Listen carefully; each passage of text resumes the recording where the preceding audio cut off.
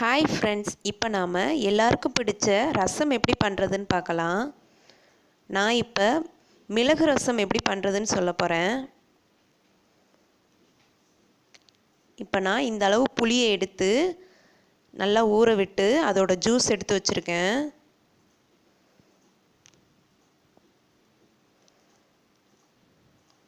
இப்போ இதில் ஒரு தக்காளியை 4ஆக கட் பண்ணி சேர்த்துக்கிறேன். அப்புறமா ஒரு பச்சை மிளகாய் சேர்த்துக்கோங்க. இது ரெண்டையும் கையால் நல்லா பிசைஞ்சு விடுங்க. சில பேர் மிக்சியில் அரைச்சி சேர்ப்பாங்க, அந்த மாதிரி சேர்க்காதீங்க, ரசம் டேஸ்ட் கொடுக்காது. இந்த மாதிரி கையால் பிசைஞ்சு விடுங்க, அப்படின்னா தான் ரசம் நல்லா டேஸ்ட்டாக இருக்கும்.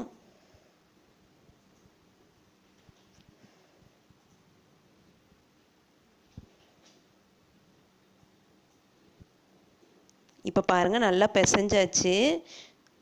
இப்போ இந்த மேலே இருக்கிற அந்த தக்காளி பச்சை மிளகாய் எல்லாத்தையும் தனியாக எடுத்து வச்சுருங்க.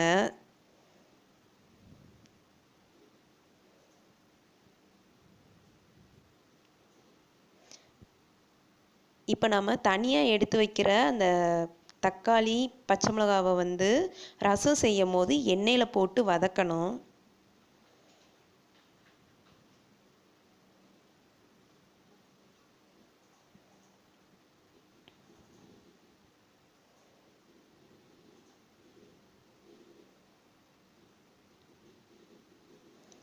இப்போ பாருங்கள், ரசம் பண்ணுறதுக்கு புளி தண்ணி தயாராகிருச்சு. இதை நாம் ரசம் செய்யும் போது சேர்த்துக்கலாம்.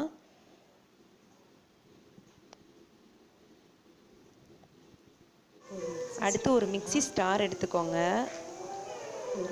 அதில் 1 டீஸ்பூன் மிளகு சேர்த்துக்கோங்க. 1/2 டீஸ்பூன் சீரகம் சேர்த்துக்கோங்க. மிளகை விட சீரகம் எப்போவுமே கம்மியாகவே சேர்த்துக்கோங்க. அப்புறமா 5-6 பல் பூண்டு சேர்த்துக்கோங்க. பூண்டு எப்போவுமே தோல் உரிக்கக்கூடாது, அப்படியே தான் சேர்க்கணும். இப்போ இதை நல்லா அரைச்சி எடுத்துக்கோங்க. பாருங்கள், நல்லா அரைச்சாச்சு. இப்போ நாம் ரசம் பண்ணலாம். ஒரு பாத்திரத்தில் 2 டேபிள் ஸ்பூன் அளவு ஆயில் விட்டுக்கோங்க.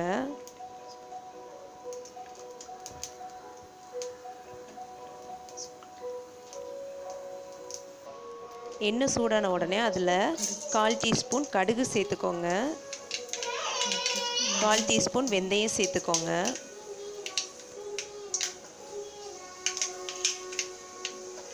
அப்புறமா 2 காஞ்ச மிளகாவை கிள்ளி வச்சுருக்கேன், அதையும் சேர்த்துக்கோங்க.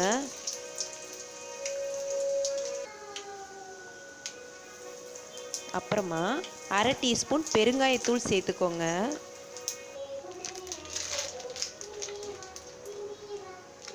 அரை டீஸ்பூன் மஞ்சள் தூள் சேர்த்துக்கோங்க.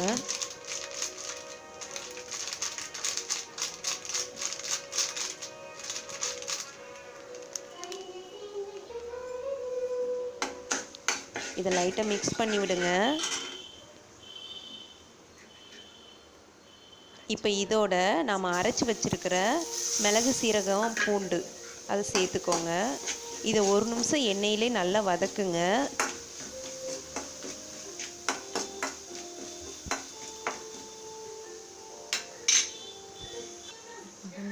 இது லைட்டாக வதங்கினதுக்கப்புறமா நம்ம தனியாக எடுத்து வச்சுருக்கிற அந்த தக்காளி பச்சை மிளகாவை இதோட சேர்த்துக்கோங்க. இதையும் 1 நிமிஷம் நல்லா வதக்குங்க.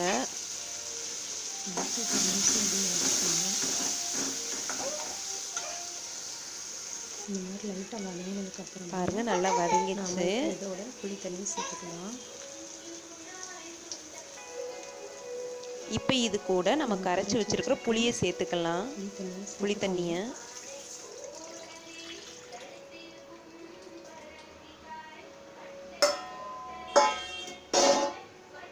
சேர்த்துட்டு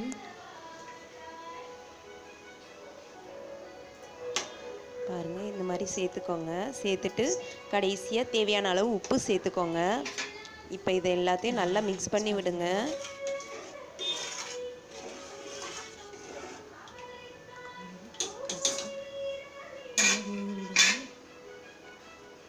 மிக்ஸ் பண்ணிவிட்டு இப்போ இதை ஒரு 4லேருந்து 5 நிமிஷம் அப்படியே வச்சுருங்க.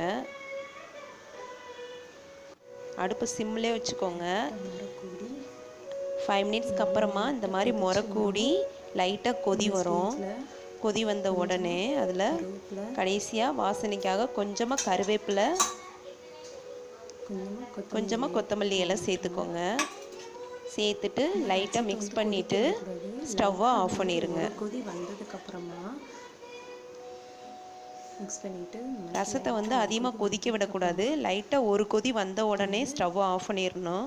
இப்போ ஸ்டவ்வை ஆஃப் பண்ணிடுங்க. சுவையான ரசம் தயாராகிடுச்சு.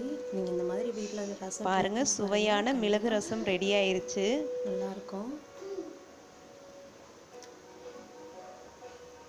இந்த டிஷ் கண்டிப்பாக நீங்கள் வீட்டில் ட்ரை பண்ணி பாருங்கள். உங்களுக்கு இந்த டிஷ் பிடிச்சிருந்துச்சின்னா எங்கள் சேனலுக்கு சப்ஸ்கிரைப் பண்ணுங்கள். Thank you friends.